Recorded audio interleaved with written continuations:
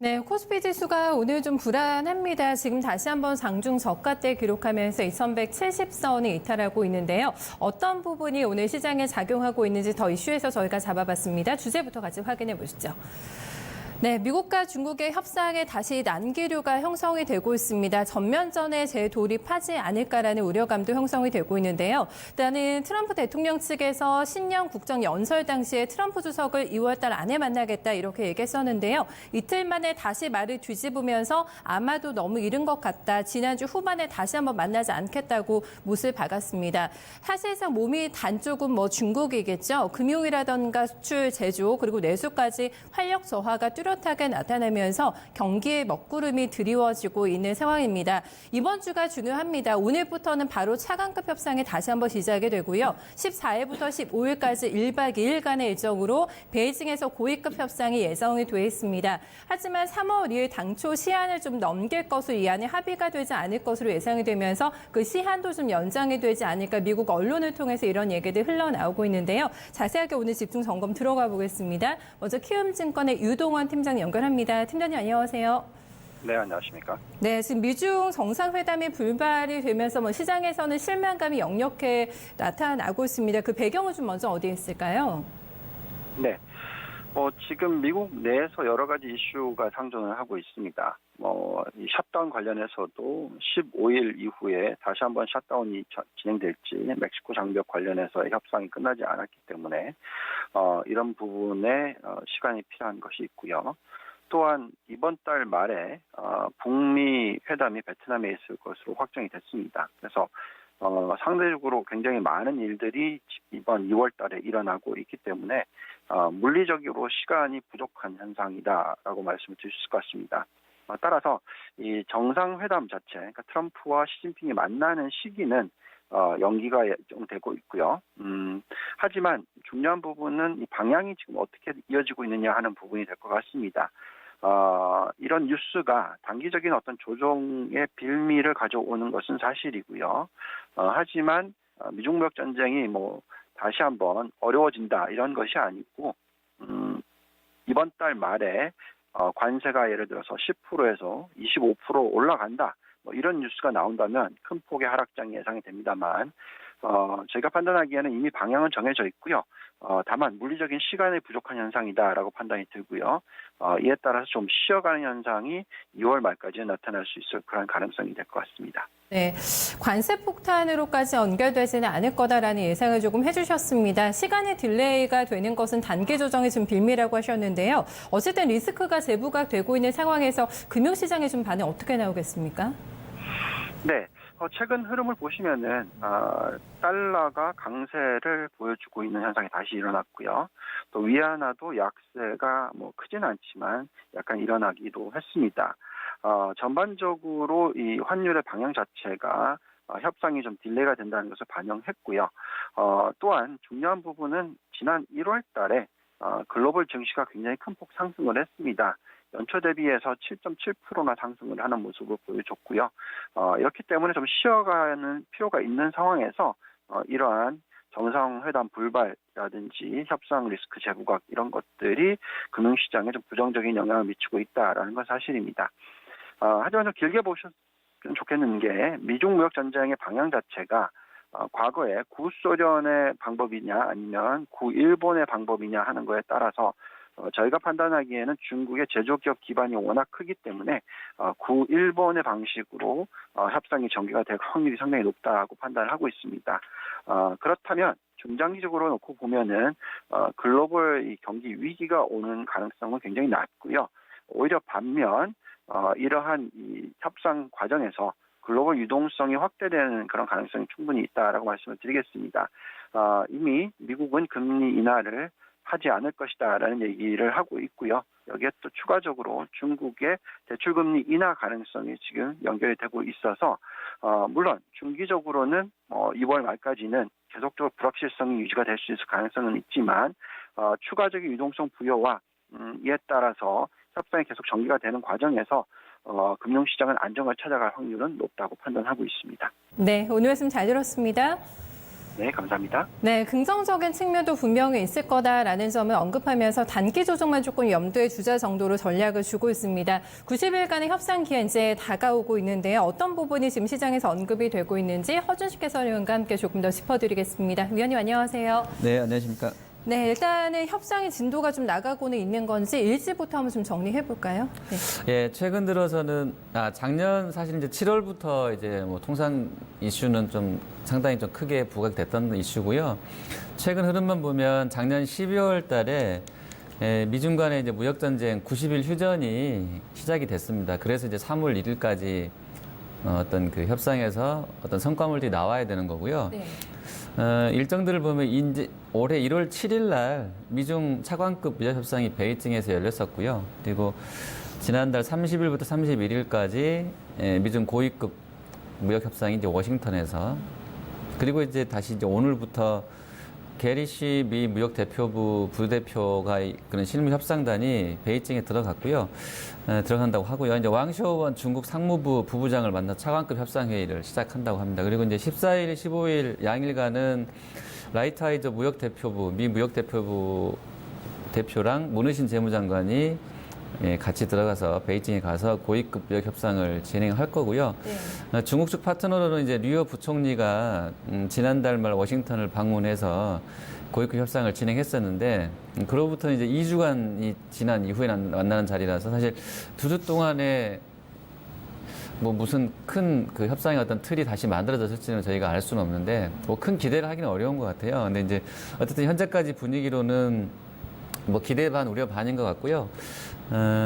전체적인 중론은 일단 뭐 금요일 시황만 보면 다음 달 3월 1일까지는 타결점이 안 나올 것 같다라는 게 일반적이고, 특히나 지식재산권 문제라든지 뭐 이런 쪽에서는 접점이 거의 안 나온 것이 맞다 이렇게 나와 있어서 어쨌든 뭐 3월 1일까지는 계속 불확실한 구간인 것 같고요.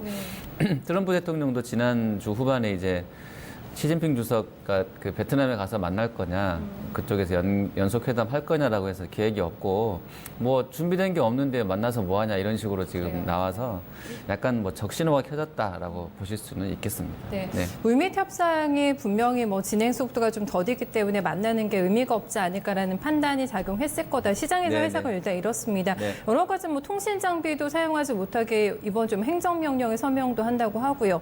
미국 측의 이렇게 입장이 조금 강경해졌다라는 느낌을 확실히 받고 있는데 네. 태도가 조금 더 강해진 이유는 어디에 있을까요? 예, 저는 사실 이제 뭐 기사 제목만 놓고 보면 막 무슨 큰일 난 것처럼 보도가 되고 있는데요. 저는 그렇게 안 봅니다. 저는 그렇게 보고 있지 않고요. 왜냐하면 이제 이미 알고 있던 내용입니다. 그 미국하고 중국이 아주 그냥 서로 넘겨줘도 될 만한 그런 그냥 쉬운 것, 뭐 편한 것 이런 것들은 다 이미 주고받은 것 같고요. 지금 사실 IT 쪽, 그러니까 지재권이라든지 기술 이전 관련 강제 기술 이전 이 건 가지고 지금 싸우는 거고, 그러니까 통상 이슈만 보면요. 그리고 이제 결과적으로는 미국이 좀 돈을 좀 받아오고 싶은 그런 상황인 것 같은데, 이건 다 이미 알고 있는 거고요. 쉽게 그 중국도 첨단 제조 2025 때문에 IT 내주지는 쉽지 않을 거다 여러 차례 말씀드렸고, 다 알고 있던 내용이라서 뭐 큰일 난 것 같지는 않다 이렇게 보고 있고요. 지금 그리고 단기적으로 보면 미국도 그렇고 중국도 그렇고요. 통상 이슈보다는 그 북한 관련 이슈에 좀 더 관심이 가 있는 것 같습니다. 표면적으로는 지금 뭐 그렇고요. 트럼프 대통령 같은 경우도 왜 2월 말로 뭐 그 북미 회담 일정을 잡았냐 이런 거에 대해서는 뭐 주말에도 많이 보도가 됐습니다만 본인의 어떤 정치적인 입지 그리고 어떤 이미지 세탁 내지는 어떤 이미지를 좋은 쪽으로 굳히려고 북한하고 만나려는 시도를 하고 있는 것 같고요. 하여튼 좀 트럼프 대통령도 미국 내에서 좀 복잡하니까 이쪽으로 좀 뚫어내려고 하는 것 같고요. 그리고 중국 같은 경우도 이런 상황이라 그러면 통상 이슈보다는 좀 북한 이슈에 주력하는 게 나을 것 같다라고 판단을 했을 수도 있겠습니다. 어쨌든 이제 미국 이야기는 뭐 정해진 게 없는데 정상끼리 만날 일 없는 것이고, 또 이제 뭐 북미 회담 준비로 지금 트럼프 대통령이 바쁘기 때문에 나중에 보자 이런, 어떻게 보면 딱 트럼프식인 것 같습니다. 명쾌하고 단순하고요. 뭐 생각을 좀 꼬아서 하면 복잡할 것 같은데 되게 단순하게 지금 가고 있는 거거든요. 근데 이제 그 단순함 속에 약간 어떤 뭐 고도화된 전략이 있는 건지는 뭐 결과가 나와보면 아시겠습니다만 어렵지 않게 그냥 가고 있는 것 같고요. 명쾌하고 단순하게. 그리고 이제 북한 문제 접근법 관련해서 이번 미중 간의 통상 이슈도 약간 유사하게 전개된다라고 보고 있는데요. 시간을 길게 가져가면서 미국은 본인들이 유리한 쪽으로 계속 좀 몰아가기, 중국 개방을 원할 것이고, 아까 말씀드렸던 뭐 기술 강제 이전권이라든지, 그다음에 뭐 지식재산권 보호 이슈라든지 아주 핵심적이고 크리티컬한 이슈들을 잘 이용해 가면서 좀 중국을 좀 더 괴롭힐 것 같다 이렇게 저는 보고 있습니다. 네. 헤드라인만 보면 겁을 먹을 수 있겠지만 그런 건 아니다라고 보셨는데 아주 긴 연휴 후에 중국장이 지금 방금 전에 개장이 됐는데 되게 차분하네요. 네, 약보합권 정도 시세에 나타나고 있습니다. 중국 측의 입장도 한번 좀 정리해 보면서 핵심은 제조, 2025 지적 재산권이라고 해주셨는데 중국 측의 입장은 지금 어떻습니까? 중국도 무역 협상에서는 급할 것이 없는 것 같습니다. 그렇게 보여지는데요. 14억 인구입니다. 미국이 우리랑 안 만나주면 그냥 우리끼리 먹고 살면 됩니다. 중국은. 미국은 3억, 중국은 14억이잖아요. 거의 5배, 4~5배 차이가 나는데 내수로 버틸만 하다라는 생각을 하고 있는 것 같고요. 급할 거 없다는 거고요. 그리고 많이 힘들면 해외 자산 팔면 되고 뭐 여차하면 미국 채권도 날려버리면 되는 거거든요. 그래서 뭐 그런 부분 보고 있는 것 같고요. 그리고 뭐 잽을 자주 날리는데 경기 부양 관련해서도 본인들이 힘들면 언제든지 중앙정부 동원해서 경기 부양하면서 때를 기다리는 전략 역시 중국도 미국과 같은 양상인 것 같고요. 단기로도 미국처럼 미국 따라하게 하고 있는 것 같은데요. 한반도 정세에 좀 더 힘을 싣고 있는 것 같고요. 앞으로 향후 통상 이슈는 역시 미국하고 같이 좀 시간 두고 점진적으로 해결하려는 의도일 것 같다. 그리고 지금 임기가 5년씩 3번이니까 보장이 돼 있잖아요. 어떻게 보면. 근데 아주 장기 집권할 것인지는 모르겠습니다만 시진핑 주석이. 그래서 시간이 많이 남아 있고요. 그러니까 이 부분에서는 약간 중국이 미국보다는 조금 더 앞서 있는 상황인 것 같기도 한 유리한 입장인 것 같기도 한데요. 어쨌든 하지만 속내를 보면 다 시진핑 주석이나 트럼프 대통령이 비슷한 것 같고요. 그리고 돈 문제, 그러니까 뭐 먹고 사는 문제에 있어서는 사실 미국하고 중국이 GDP 규모로만 보면 세계에서 가장 잘 사는 나라들이거든요. 그러니까 사실 이 미국하고 중국은 돈 문제 가지고 서로 싸울 일은 없는 거죠. 이미 잘 살고 있기 때문에 오히려 못 사는 나라들이 이렇게 서로 싸운다 그러면 이해가 될 텐데 그래서 돈 문제보다는 이 둘의 관계는 어떤 힘의 어떤 균형 이걸 깨고 넘어가려고 하는 중국의 입장 그리고 어떤 명예라든지 어떤 글로벌 패권 이걸 더 중요하게 생각하는 단계인 것 같고요. 그 중심에 이제 한반도 이슈가 자리 잡고 있다 판단을 합니다. 서로 벨트를 그어서 지금 이 한반도 이 끝선에서 지금 우리나라가 또 모양이 약간 좀 호랑이 모양으로 해서 약간 길다랗게 나와 있잖아요. 그래서 어떻게 보면 미중 간의 어떤 그 경계선을 만들고 있는 나라가 한반도라고 볼 수 있겠는데요. 큰 틀에서는 돈 문제라기보다는 동북아 더 나아가서는 이제 세계 패권을 다투는 그런 싸움의 연속적인 싸움을 하고 있다라고 보시면 될 것 같습니다. 네. 패권 다툼이다라고 얘기하셨는데 당장 내수로 좀 버틸 수가 있을까라는 생각이 드는 게 춘제 소비 증가율이 굉장히 많이 떨어졌어요. 한 자릿수로 줄면서 여기에 대한 우려감도 나타나고 있는데 일단은 저희가 최악의 조금 시나리오로 본다고 한다면은 당장의 협상이 좀 불발이 된다고 했을 때 시장에 좀 충격은 어느 정도나 될까요? 결렬되면 뭐 2천억 달러 관세율은 10에서 25%로 바로 인상될 거고요. 상향될 거고요. 중국 맞대응하겠죠. 네. 할 수 있는 최대한으로 맞대응할 거고 중국 맞대응하면 미국은 또 맞대응하면서 최종적으로 마지막 남아있는 2,670억 달러인가요? 거의 2,700억 달러짜리 추가 관세 또 붙이겠죠.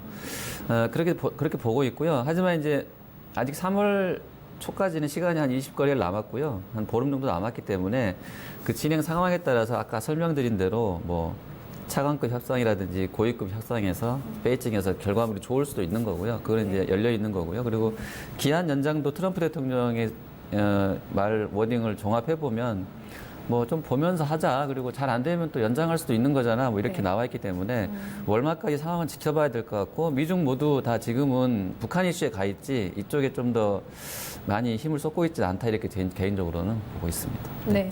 사실 오늘만 봐도 앞서서 뭐 개장 시간에도 얘기해 주셨는데 개별 종목 상세가 되지 않을까. 오늘 좀 상대적으로 이런 통상 이슈에서 자유로운 종목들이 시세가 좀 나고 있는데요. 전략적인 포인트를 한번 좀 잡아볼까요, 마지막으로? 예, 지금 통상 이슈하고요. 그다음에 저희가 다루고 있습니다만 오늘 다루기는 합니다만 그리고 금리 상승 이 재료는 예전만큼 그러니까 작년 4분기만큼 강한 재료는 아닌 것 같아요. 이거는 누가 봐도 맞는 것 같습니다.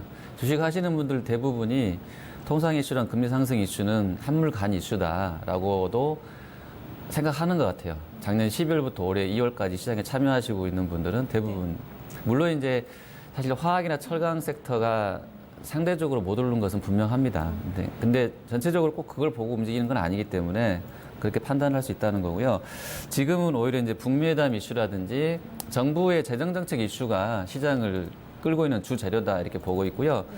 뭐 주말에도 나라가 13조 원을 더 벌어서 돈이 많이 남았다고 나와 있는데요.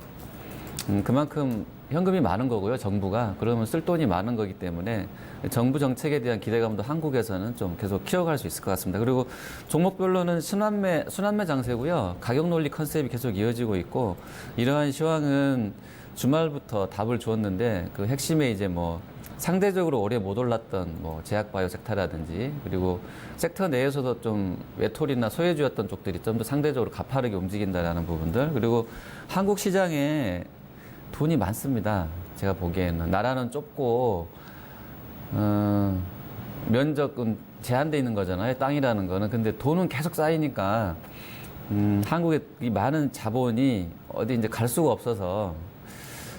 아무튼 돈이 많은 것 같습니다. 그러니까 이건 그 어떤 생활 형편과 어떤 그 뭐 중산층, 빈곤층, 어떤 부유층 이건 거 떠나서 전체적으로 돈이 많아지는 상황인 건 맞는 것 같고요. 네. 그게 이제 뭐 좀 전문가들이 이야기하는 걸로는 특히 가치 투자자들이 이야기하는 저 PBR 한국이 지난 7, 8년간 벌어놓은 돈이 너무 많기 때문에 더 이상 주식 안 빠져 하는 어떤 그 논리와도 맞닿아 있다 보시면 되고요. 그래서 종목별로는 뭐 지금 코스닥 제약바이오랑 거래소의 경기 방어가 조금 더 상대적으로는 아까 이제 우리 다루고 있는 통상 이슈에서는 자유롭고 그쪽으로 시장이 집중되어 있는 것 같고요.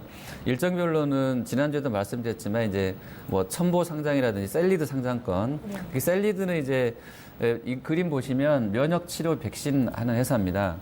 환자 자신의 세포를 사용해서 만든 개인 맞춤형 면역 치료제 백신을 개발하는 업체인데 이게 이제 면역 항암 컨셉이 지금 사실 제약바이오에서 제일 세거든요. 뭐 이건 뭐 반박할 수 없을 정도로 가장 강력한 이슈인데 셀리드가 다음 주에 또 들어오기 때문에 면역 항암제가 좀 제일 강하다 이렇게 보실 수 있겠고요. 그리고 반도체는 조정 패턴에 좀 주목해 보시면 좋을 것 같습니다. 매수 시점을 좀 조절할 수 있을 것 같고요. 워낙에 12월, 1월 강한 랠리 이후에 이제 조금 쉬어가는 국면이라서요. 네. 좀 길게 보시면 조정 패턴에 유의하시고 적절하게 매수 시점을 조절해야 될 단계다라고 보고 있고요. 그다음에 실적주인데 4분기 실적 아직 안 끝났습니다. 지금 중소형주 실적주가 실적 발표 이후에 짧게 끊어쳐도 5%, 10% 수익은 금방 나는 장세입니다. 아주 좋은 장세 분위기라고 볼 수 있겠는데요. 네. 중소형 실적주는 좀 집중해서 매매해야 되겠다. 아직까지도 이렇게 보고 있습니다. 네, 기회는 여전히 좀 많이 남아 있는 것 같습니다. 네, 말씀 잘 맞습니다. 들었습니다. 네, 감사합니다.